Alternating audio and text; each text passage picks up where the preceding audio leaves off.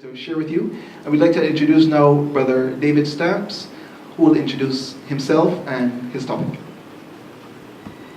My name is David Stamps. I'm from Springfield, Missouri in the United States, and I'm going to give you a little introductory comments on who I am. I've been with audio acoustics for about 23 years. We provide most of the sound systems used in the United States branch and several other branches, including the Barbados branch. Now, I've been asked to speak this afternoon about the transparent sound system.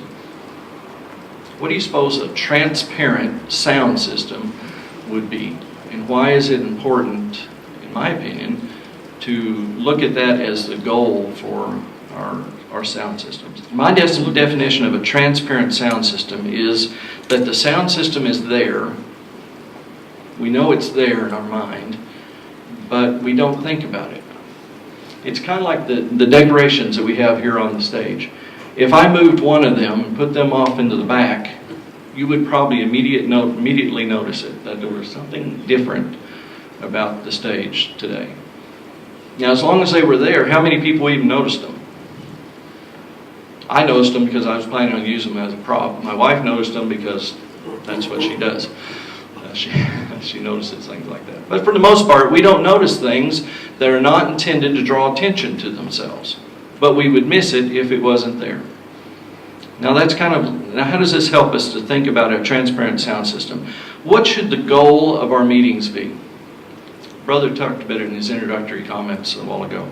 Well, isn't it that we should be teaching, we should be instructing, we should be counseling, we should be encouraging worship of Jehovah God from our stage and from our program, the talks that we give? Now, do you realize that a sound system will either help us or hurt us in achieving those goals? Now, how is that possible? Well, think about the new ones that come to your congregation for the first time, maybe the 10th time. Do they speak the pure language of truth yet? No, they don't. So the words that we sometimes use from the platform have to be enunciated correctly, and they have to be heard in a different way than you brothers would necessarily have to hear them. Because if I slur my speech just a little bit, and I'm from the south of the United States, so we slur a lot of our words. You can tell we're Southerners. But if we slur a lot of what we say, your brain will fill in the gaps. You may not hear me say transparent, but your brain will hear the word and it'll fill it in and everything's good. Now, if you had never heard a religious program like we put on in our Kingdom Halls, maybe the word Armageddon doesn't compute with you. So you have to hear that word very carefully or you won't get the sense of it. Maybe governing body, maybe we hear that word from the stage. Well, if it's not clear to a new person out in the audience, they won't hear it. And their brain can't pick it up and fill in the gaps like we can. So what ends up happening is that they come to our meetings and they're straining. They want to hear it. What is this all about? And I'm only getting 50% of the program because if I miss a word, I'm thinking about that word I missed. He's 2 or 3 sentences down the road, and really there's no refreshment for that new one there at the audience. So our sound system has to be working well. It'll help us or it'll hurt us as we try to encourage others to come to the pure language of the truth. If every other comment is not discernible because our dear brother in the back, sorry to pick on you, brother, doesn't have the volume up in time for the comment to begin, you miss the first couple syllables of his comment. That happens over and over again. Every once in a while it's going to happen to everybody. If it happens over and over again, what do the brothers and sisters think about after the end of the program? Why don't they do something about that sound system? Why don't they do something about that brother? They're thinking about that, right? Do they think about the program? Are they talking about the program? Or are they talking about, there's either something bad wrong with our sound system or we need to have some more training going on. So we don't want that to happen, do we? The transparent sound system needs to be able to say, to have that, you need to be able to say our microphones are always on when they need to be on. The music has to be queued up correctly. We're going to sing song number 1, not 100 that ends up playing. You know, we don't want that. We want our microphone runners ready to go on parts that involve audience participation. Not, you know, if the brother is sitting up here with his family and he's assigned to run a roving mic, when he gets up is not when the first comment is called for. He's already ready to go, right? Because if he does it the other way, the sound system becomes apparent. It becomes non-translucent at that point. We all hear the sound system again, or we hear the lack of the sound system. The brother on the stage, he has the responsibility of the stage. He's going to make sure that everything is ready to go. If this was Sunday, he would make sure when the watchtower starts that there's a microphone out here for the reader. If it's on your midweek meeting, you would have the sisters table. I don't know exactly how you do it here, but if there's a sisters table, he'd have those microphones out and ready to go. He would have arrived early enough that he could talk to each of the participants on the service meeting program. So he knows that, okay, the second and third part of the service meeting program, they have demonstrations, so I need to either have microphones stood up here on the boom, or I need to have them loosed where they can, you know, hand them back and forth, whatever the situation calls for. See, he's on the ball. He's arrived early enough that he can get all of that accomplished before the meeting starts that evening. And then feedback. We're going to talk a little bit about feedback with Brother Clark. I think he's going to talk about that a little bit. But a transparent sound system would not have feedback. Because when feedback occurs, we hear the sound system again. The babies really hear it. One way you can tell if the sound system is too loud is look at the baby's demeanor. Most children are not mean and rotten and scream their heads off without some cause. Last thing we want to be is our sound system being so loud. Why is a sound system often too loud? Well, it's because the brother in the back doesn't have a speaker very close to him. Maybe he can't hear exactly what you're hearing. He hears it a lot less, so he turns it up to where he understands it and feels like it's comfortable back there in his corner. But out here, your ears are bleeding. See, so we don't want that.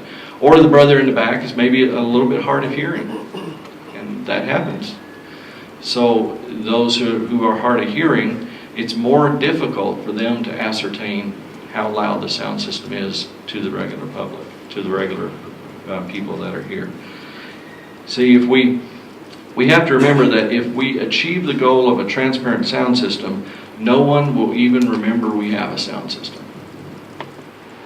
Now, how do we fix it? Well, it first comes down to us taking responsibility seriously in our own area of responsibility. So if you're the mixer operator, then you take your responsibility seriously. You don't show up 5 minutes after a meeting started and one of the elders who doesn't really know how to turn on the sound system, hasn't really been trained with it, it's not his job, had to come back there, turn it on so the meeting can start on time. No, you take your responsibility seriously. The mic runners are aware of how important it is that they have their role clearly in mind. That the 4 to 6 inch rule is not just for the stage, but also for the roving. 4 to 6 inches. The stage brother, he arrives early, and the mixer operator knows that it can't be too loud, of course, but it can't be too soft either. See, if we do a good job in our assignment, what happens? No one will notice it, except Jehovah God. Remember the scripture that says we should do all things for God's glory? Well, this is just one of those all things that we do for His glory, not ours. And if we do it right, we've pulled ourselves out of the glory limelight, exactly where we should be. Let Jehovah God have the glory for the meeting, and we've just taken care of our responsibility in a serious and thoughtful way. You have any questions you'd like to ask? What would you suggest, in your experience, would be a good time for the brothers involved with song to arrive at the King Hall? When do the friends start showing up? 7:05? At Black Rock, all the elders are recommended to be there 20 minutes before meeting starts. Now, if a person is on sound and he is there that time when the elders aren't there, he cannot perform his duties that's supposed to be assigned to him. So as such, one person who's on sound has a key to the Kingdom Hall, which means that he can go in and set up and do all the necessary arranging before the meeting starts. 10 minutes, 20 minutes before the meeting starts is when elders and servants have been suggested is a good time to be there. And if the sound brothers are there, at least by that time, they're going to cover probably 90% of the parts, because they're handled by elders and servants for the most part. Brother back here in the corner, please. Right, there's a portion that's coming up in the service meeting that is selecting with the reference to demonstrations. They're supposed to be done way in advance. So say, for example, on Tuesday, if there's a demonstration for Tuesday, what should be done, or what we as a congregation do, we generally have the demonstrations on Sunday, and the guy who operates the platform or sound, they would know where the demonstrations are, so that would not allow for any mishaps with reference to sound. Circumstances differ. We've got some elders that can't get to the meeting till minutes right time for the start, and other ones that can show up bright and early. So I think 20 minutes is good myself, but like I said, anything I say up here is just an opinion, brother. Just more on that point, some congregations have arranged for a rehearsal to be done the meeting before. For example, in our congregation as well, we have our meeting on Saturday, which I have to go to shortly. But we do rehearsals for Tuesday on Saturday. So the person who's doing stage should really be aware of that. But that may or may not always be possible. But before the meeting, the person who's doing stage should really check their kingdom ministry, see which parts have demonstrations or interviews and so on, and then approach the brothers. Is usually they know who has to give the talk and find out what they need, because maybe there might be some table that needs to set up, maybe put some particular seed. So it would be good to do that and not wait until just before, because what happens is if they wait until just before and then the brother is speaking and they're moving around on the platform, then we get to what you said where it becomes apparent rather than transparent. Another point too that I wanted to suggest is that when persons have to do rehearsals for demonstrations, they should do it, if possible, in position, so that persons who are on the platform can see where they need to stand so that they get the best way to speak into the mic. Because maybe they might do it in the chair or not on the platform. When the night comes now, they have to stand on the platform. They might back the audience. They may not be in front of the microphone. So that's just a suggestion. And if we look at how the circuit and district programs are done, they obviously don't do them a week in advance on the stage at the facility, but they do them almost as if they're about ready to give the part right there. If they're going to be standing, they stand in front of the mic, and the brother is pushing them into the microphone because they're never close enough to it, and they're getting that all set up. The amount of mixing has always been a challenge. My question is, would you recommend the person who giving the talk be there to have some test? Whether you can get all of this crammed in 20 minutes, it's hard to say.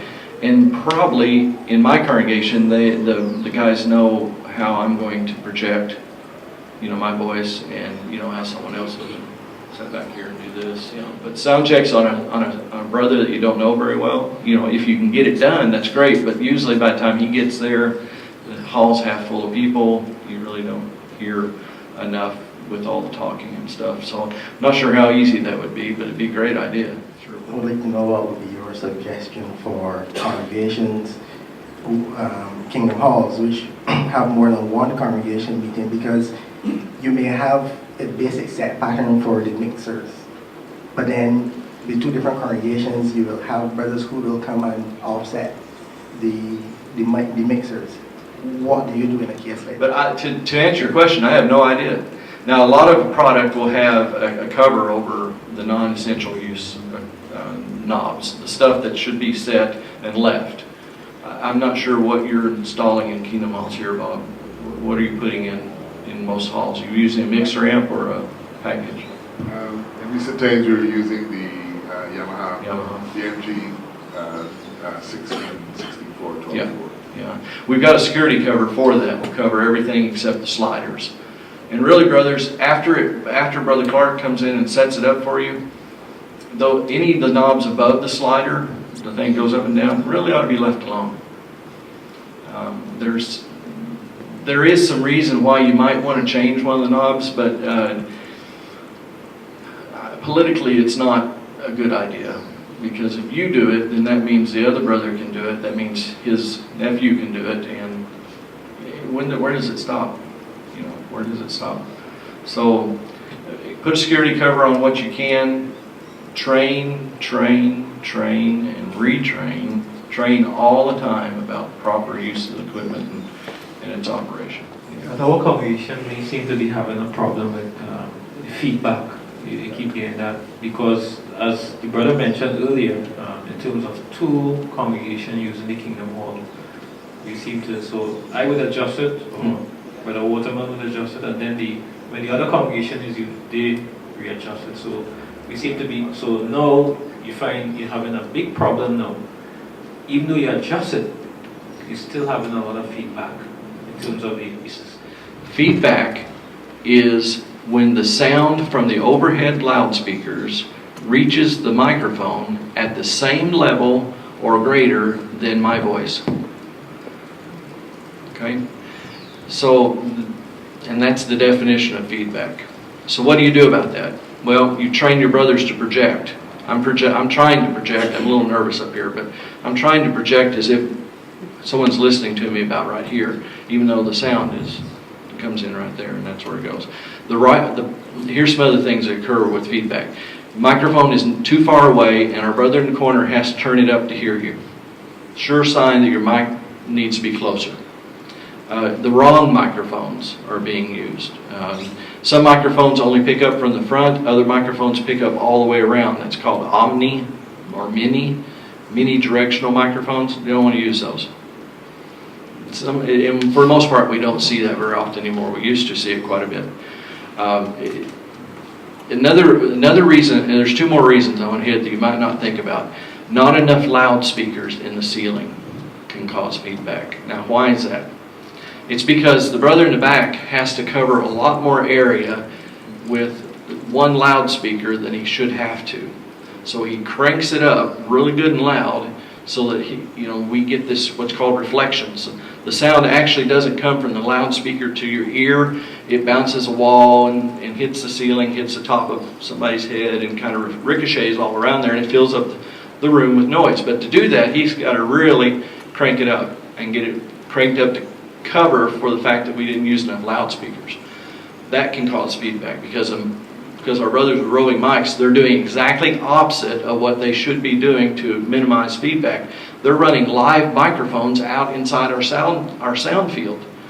That's a no-no for feedback, but that's our program. We have to do it that way. So you don't want them passing from a quiet area to a loud area with their open microphone, their microphone that's turned on. That'll cause feedback. Acoustically, the room can cause feedback. There's some things that we can do about that with the electronics.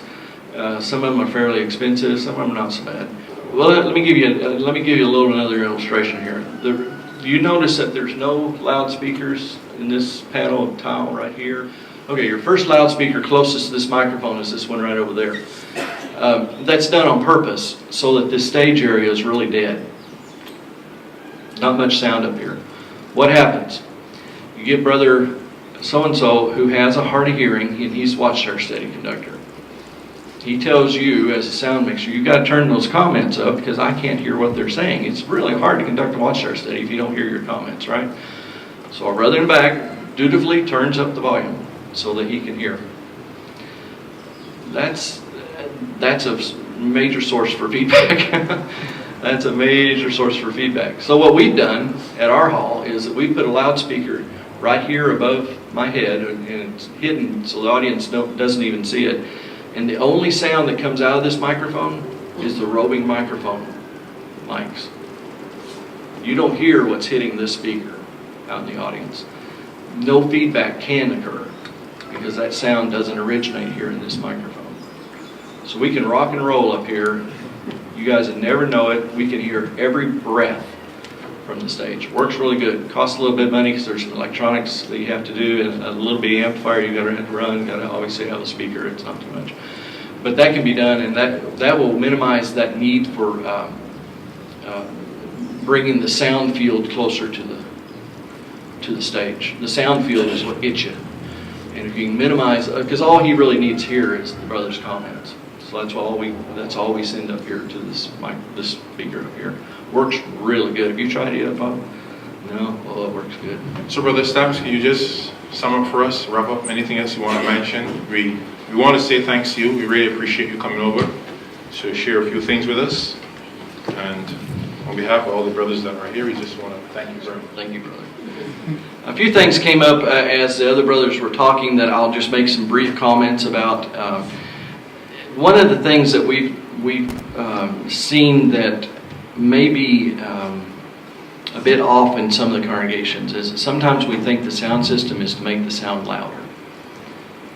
In reality, the sound system is not to make the sound louder, it's to distribute the sound over a wider area. So that if your ear was this microphone, am I talking loud enough for you to hear me? Absolutely, probably a little too loud. So the brother back in the corner, his job is not to make it louder in the room, but make sure it's loud enough to where it imitates what me and you, standing fairly close to this distance, would be hearing. That's in a Kingdom Hall setting.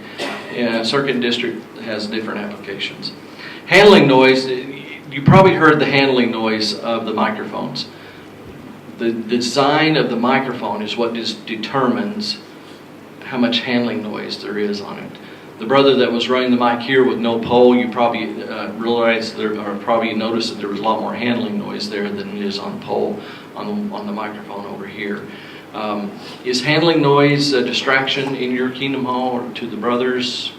You have to determine that locally. If you think maybe it is and you're not planning on using poles, and there are some halls that the way they're designed, poles don't work very well, then talk to Brother Clark about the appropriate microphone that has the least amount of handling noise that fits the budget. There is, I should also mention, SM50, on Shure 58s. There's a lot of talk about Shure 58s. There are two 58s from Shure. One's called a PG58, and it's a lesser priced microphone. You can find it for, it seemed like $45 comes to mind, and that sort of thing. Then there's another one called an SM58. The SM series is a much superior product. They also make a Beta 58. Beta 58 is a great microphone. The magnet is neodymium, which is a rare earth mineral. It has more power per square inch than a regular carbon microphone. So, and they're pretty proud of them too. It's the same magnet material that the Electro Voice series microphones are made out of, and also the same pickup pattern. One thing we have to be careful when we're talking about how to decide what to purchase. Of course, we're using dedicated funds, and the Friends funds, if you're like any other congregation in the world, sometimes can get scarce. And we have to be very judicious about how much we spend on things. However, in my opinion, we want to avoid the thought that cheap or free is perfect, because you can't get what you don't pay for. An SM series is a superior microphone to a PG series, and it'll cost you almost double more. It's worth every penny more. Every penny. You could hear the wind noise coming into the microphones, and you hear a lot of popping. A lot of that has to do with the fact that these windscreens are not very effective inside the microphone. There's actually a windscreen underneath the grill. We have external windscreens that are good for windy areas like outside and inside in this particular hall because of the fans. I would recommend in this hall, for instance, using these microphones and with the fans to get windscreens for them. You'll get rid of all that popping noise that you get if they lean into the mic too much. There was a discussion on speakers and using the engineer, I believe you talked to, said that he used the calculated space of the room to determine the number of speakers, which is fine, that will work, but you also, there's one other factor that does not come into play is this type of speaker you're using. Some speakers can cover a lot more wider area. Maybe they're coming down from the ceiling and they're coming down with a cone of sound like this, and other ones are coming down with a cone like this. So you see your room didn't change, but you're going to need more of these speakers than you would of these speakers. And so keep that in mind if someone suggests, 4 speakers ought to fill up this room, and it will. 4 speakers will do this room if you don't mind not hearing every word, which, to tell you the truth, I'll give you the truth, most churches don't care. They want you in the door, in the seat, run by the contribution box or fill up the plate as it passes by and leave. No one goes to church to hear anything. They go in to feel things. They don't go to learn. They want to feel. So 4 speakers in this room would be fine, especially if you're just going to do music. If you're going to do a music program. And the man on the stage is so full of, fire and brimstone that he, doesn't really need a mic anyway. But in our application, where we want every single syllable heard and understood, then this room, if it was me, I would add at least another 3 speakers to in this room. Brother? Yes, where would you put them? I'd move this row over as far as I could, mindful of that, and add another row. Diversity versus non-diversity. You talked about Sure Systems with 1 antenna versus 2. I think what you were describing was a receiver that could handle 2 microphones. Both of them that will have 2 antennas for sure. That's a non-diversity receiver. In other words, there's 1 receiver, antenna, 1 receiver, and antenna. Those are not, they're not the best way around it going. A single receiver per microphone, and it will have 2 antennas, is a much better operation and is a superior product, just to clarify that just a little bit. Talking about wireless microphones, there's the tripping hazard. The brother has to walk on the cord constantly.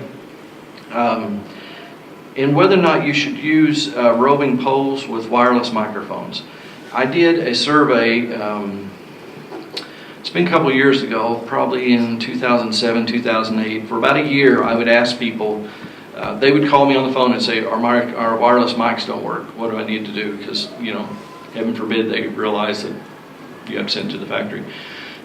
So they call me first, and I would say, you need to send it to the factory. But I would ask them a question. I'd say, do you use roving poles or do you not use roving poles? 98% said, no, we do not use roving poles.